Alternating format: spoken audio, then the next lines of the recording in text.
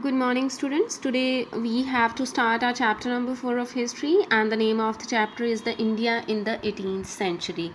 Let us just understand about the condition of India in the 18th century. The 18th century is known as the time period of changes between medieval and modern, and 18th century is categorized by the decline of the Mughal Empire and rise of new independent states and establishment of European rule in India. Yes, your first topic is later Mughal rulers. The last and the great Mughal ruler was Aurangzeb, and he had four sons. And after his death, the four sons started fighting with each other for the succession among them. And Bahadur Shah won. He emerged victorious and ruled for a short period of time, and he was very learned, dignified ruler who tried to reverse the narrow-minded policies of his father Aurangzeb. And after him, Jahandar Shah and then Farrukh Shiar became the rulers.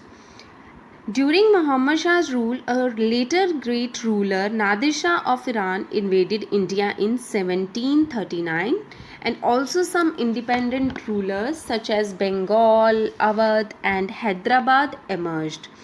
The center became weak, and the most important consequence was that this enabled the British to conquer India, because everyone was fighting with each other, and it gave the opportunity to other rulers to win this empire. What were the reasons for the decline of the Mughal Empire? There were so many reasons, like weak successors, rivalry among the nobles for the position, crisis in Jagirdari and Mansabdari system, invasions of Nadir Shah and Ahmad Shah Abdali, and so on. Let us just understand about the first one, that is the weak successors. When Aurangzeb died in 1707, the Mughal Empire started declining, and his successors were weak, and they were merely puppet in the hands of the nobles and governors. Means they had to do whatever instructions were given by the rulers, and though some of them ruled for longer periods and tried to follow a policy of friendship and conciliation, none of them had the administrative skills as their predecessors, and the nobles indulged in intrigues and conspiracies, and many nobles, taking advantage of the weak center, established their own independent kingdoms. Because the authority at the center level, it grew weak, and many rulers took the opportunity of this, and they started establishing their own independent kingdoms.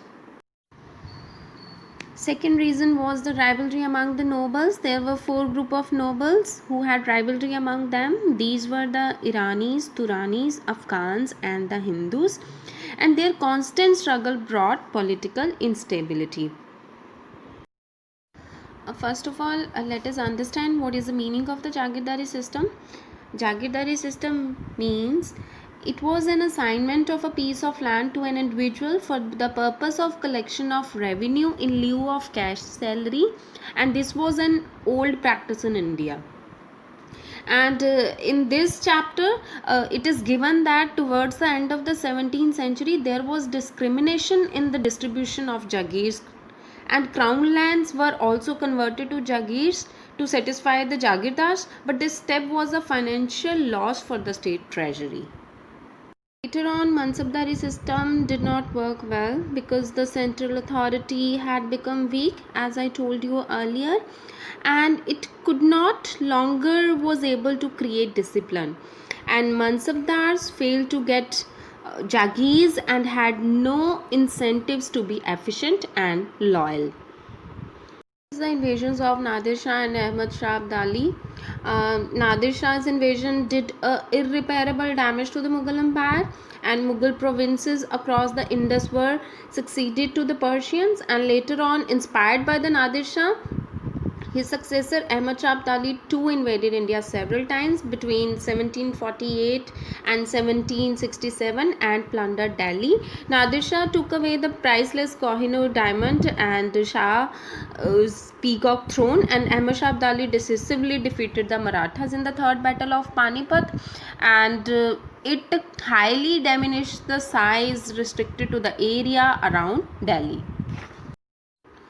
Wars of Succession. The Mughal War of Succession took place in 1707 after the death of Aurangzeb, and wars of succession were fierce, unproductive, and a huge financial burden on the empire, and it caused chaos and political instability. Next reason is the Aurangzeb's policies. Aurangzeb's policies contributed to the decline of the Mughal Empire as well. His Deccan campaigns involved a lot of expenditure, and he fought many wars with the Sikhs and the Marathas and spent time and energy in crushing revolts, and the administration of the empire was neglected. The last reason is the weak military administration. The army was not modern. The methods of warfare and equipments were outdated. The Mughals did not possess a strong naval fleet. As a result, the Mughals failed to defend themselves against powerful armies. Next is the rise of independent states. The later Mughal rulers were so weak and they could not hold the provinces of the empire together, so they declared themselves independent. So these were the independent states. First one is the Bengal. Murshid Quli Khan established an efficient administration and effectively reorganized the revenue system. He also introduced the new system of land revenue collection on the basis of contracts, and this system was known as Ijara system. Murshid Quli Khan shifted his capital from Dhaka to Murshidabad. He was succeeded by Shujauddin and Ali Vardi Khan. The province of Bengal was well administered by Ali Vardi Khan. He was followed by Shujauddaulah and Mir Zafar, and it was during Siraj's time that relationship with the English East India Company became strained. And the English defeated Siraj's army in the Battle of Palasi, which was held in the 1757, and from then onwards the English East India Company functioned as kingmaker in Bengal politics. Next state is the Hyderabad. Chin Kilich Khan, who was the governor of Hyderabad, founded the state of Hyderabad in CE 1724, and in CE 1722 he defeated the Sayyid brothers and was given the title Nizam-ul-Mulk by Mughal Emperor Muhammad Shah. Although he never declared his independence, yet he acted as an independent ruler, and he started the Asaf Jahi dynasty, which lasted for over 2 centuries. He tried to keep the Marathas out of his kingdom and followed a policy of tolerance towards the Hindus. After his death in 1748, the state fell into the hands of the weak successors, and they were known as the Nizams. And European companies started interfering in the internal affairs of the Deccan to suit themselves. Next state was the Awadh, and Sadat Khan was the governor of the Awadh state, and he laid the foundation of this empire. And Sadat Khan suppressed the rebellious zamindars and reformed the revenue system. He tried to establish peace in the state. After his death in 1739, he was succeeded by his son-in-law. And who was the son-in-law? Safdar Jung.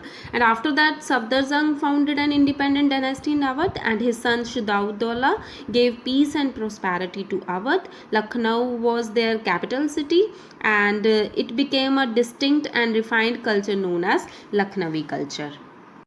So students, this is enough for today. If you have any doubt, you can call me anytime. Thank you.